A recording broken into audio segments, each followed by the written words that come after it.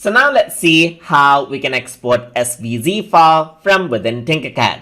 So in order to export SVG file, I'm going to bring in a box, maybe a sphere right here, and maybe a cone right here. And if I were to drag this down, you can see that they are on a 2D plane right here. And then if I were to export it out as an SVG file, then it'll be flattened out because SVG is a 2D graphics.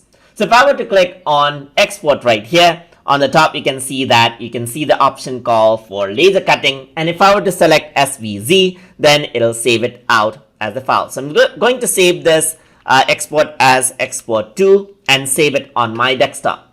I'm going to minimize this, and I have my Adobe Illustrator opened up on the side. So I'm just going to right click this and open this up with Adobe Illustrator right here.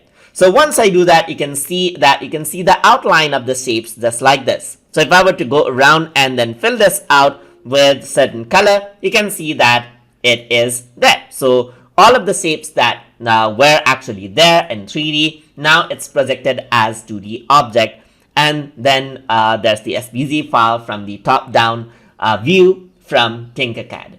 And that is how you can export out SVG files from Tinkercad so that you can use it with 2D graphics editing applications like Adobe Illustrator. So hope you guys learned something as always. And as always, please like, comment, share, and subscribe.